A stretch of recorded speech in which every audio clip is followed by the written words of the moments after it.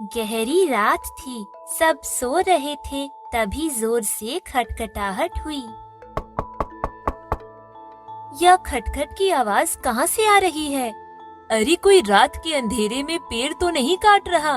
अरे नहीं नहीं, यह आवाज तो पेड़ काटने की नहीं लग रही। फिर कहाँ से आ रही है? मुझे लगता है अपने दरवाजे पर कोई है। हाँ, सही कह रही हो। अरे इतनी रात को कौन आ गया? यह भी कोई समय होता है क्या किसी के यहाँ आने का? बच्चे भी जग जाएंगे। जाओ देखो कौन आया है। देखो कहीं कोई मुसीबत में तो नहीं है। इतनी रात को दरवाजा तो वो ही बजाएगा जिसको कुछ जरूरी काम हो। चमको दरवाजा खोलने जाता है। सामने खड़े इंसान को देखकर चमको चौंक जाता है। माँ तुम, इतनी रात को? हम तो डर ही गए थे कि कौन आया होगा इस समय। क्यों नहीं आना चाहिए था क्या? अपने बेटे के घर तो मैं कभी भी आ सकती हूँ, रात दिन थोड़ी देखूंगी। अरे नहीं नहीं, मेरा मतलब था इस समय कैसे? बस मन किया और आ गई। चल हट, अंदर आने दे। हाँ हाँ माँ, आओ ना। वह सीधे चली जाती है और यहाँ वहाँ देखने लगती है। इतनी आवाज सुनकर मिन्नी भी आ जाती है। आ गई महारानी, बड़ी देर लगा दी आने में। हाँ, सोने से फुर्सत मिलेगी तब आएगी ना, वरना कौन पूछे सास जिंदा है या मर गई। मिन्नी कुछ नहीं बोलती। आइए माँ जी। अब चाय पानी पूछेगी या खुद ही बना लूं? माँ इस समय पियोगी चाय? आधी रात हो रही है। आ गया बीवी का हितैषी। अरे नहीं माँ, ऐसा नहीं है। मैं लाती हूँ चाय बनाकर। रहने दे, अब बाद में ताना देगी कि सास ने आधी रात को चाय बनवाई थी। इतना कहकर वह सोने चली जाती है। मिन्नी उनको अपने घर का सबसे अच्छा कमरा देती है। सब सोने चले जाते हैं। सुबह सबकी नींद खटखट की आवाज से खुलती है। अरे माँ तुम क्यों चाय बना रही हो? मिन्नी आ रही है। हाँ, आ जाएगी महारानी अभी उठकर। मिन्नी भागी भागी आती है। आप रुकिए ना, मैं करती हूँ। अब आकर क्या फायदा, बना ली मैंने। मिन्नी नाश्ता बनाने लगती है। दादी दादी, आप कब आए? मेरे लिए क्या लाई हैं? अरे मैं कहाँ से लाती कुछ, मेरे पास तो पैसे ही नहीं हैं। तेरे पापा कुछ देते ही नहीं है मुझे। माँ जी नाश्ता लीजिए। आय हाय, क्या खराब स्वाद है। मेरे तो मुंह का जायका ही बिगड़ गया। कितना बढ़िया खाना खा कर आई थी अपनी बेटी के यहाँ से। मिन्नी अंदर चली जाती है और रोने लगती है। अरे रो नहीं, माँ तो कुछ भी कहती है। पर मैंने किया क्या है? इस तरह बार बार मुझे क्यों नीचा दिखाती है? अरे उनकी बात का बुरा नहीं मानो, उम्र हो गई है उनकी, सठिया गई है। अरे कोई तेल गरम करके देगा या नहीं इस घर में मुझे?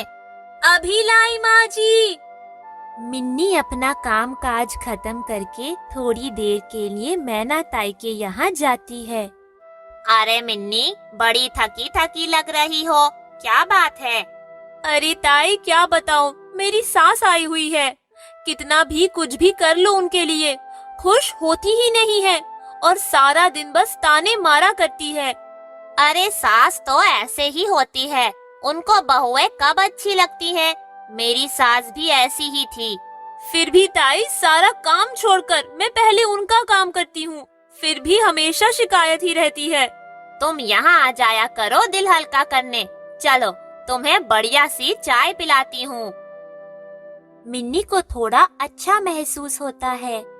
चलो मैं चलती हूँ, खाना बनाकर नहीं आई अभी, देर हो गई तो फिर कुछ ना कुछ बोलेंगी।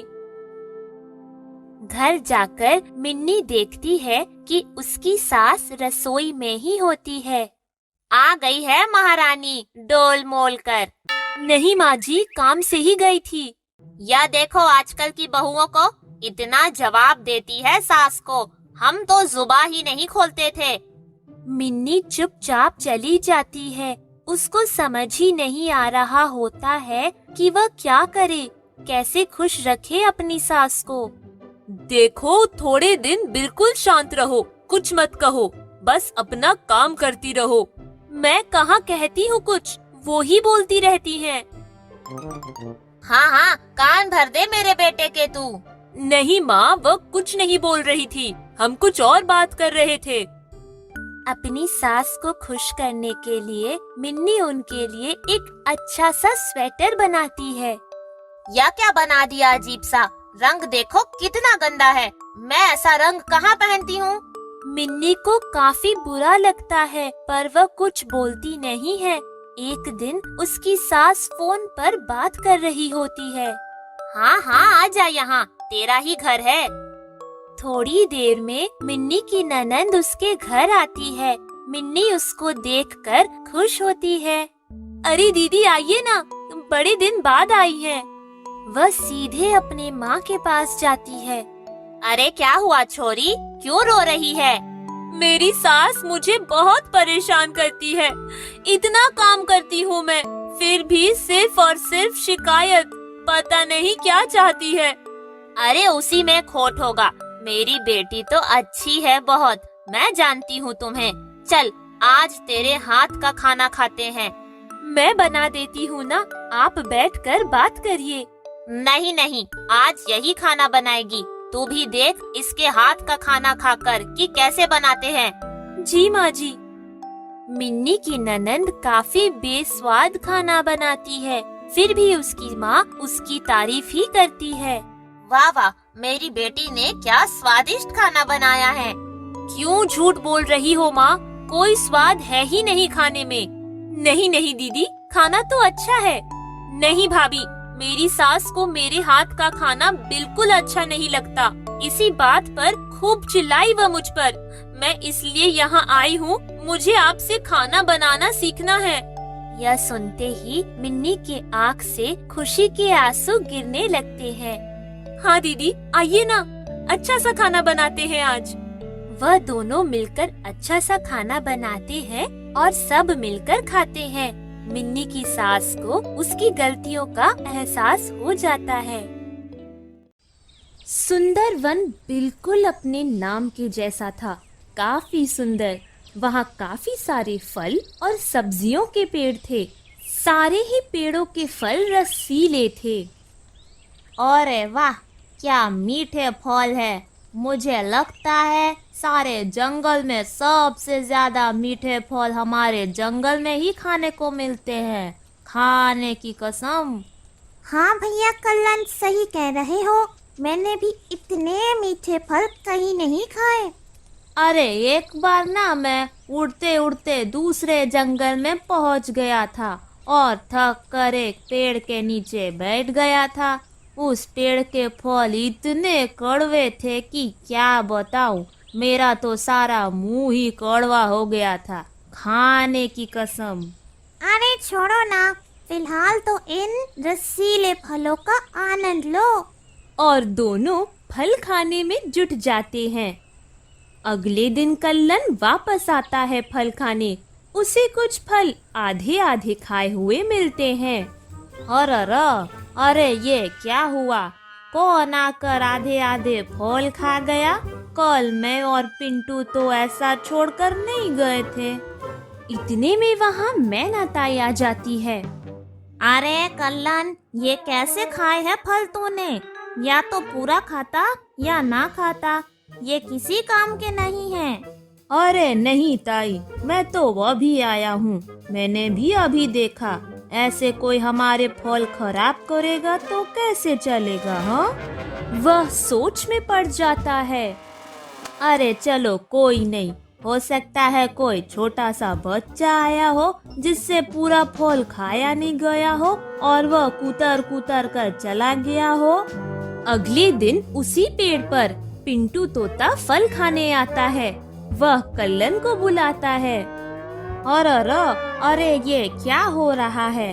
हमारे सारे फल रोज खा के कोई खराब करके चला जा रहा है।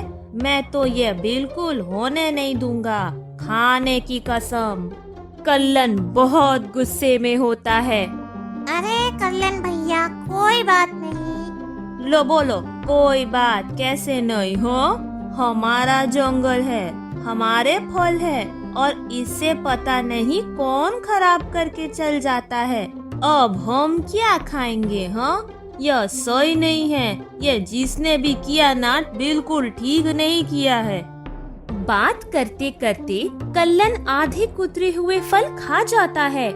वह दोनों बात करते करते उड़ जाते हैं। मैना ताई कोयल मौसी को बात बताती है। अच्छा, ऐसा हुआ?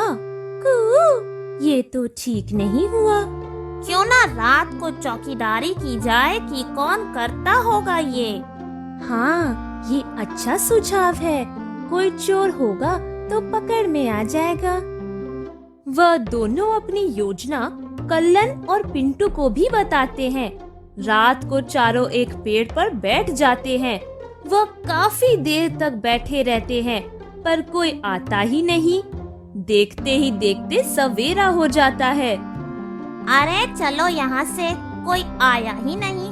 मुझे तो नींद आ रही है। हाँ चलो, सब थक गए चौकीदारी करते करते, पर कोई आया ही नहीं। थोड़े दिनों तक सबको कुतरे हुए फल नहीं मिलते।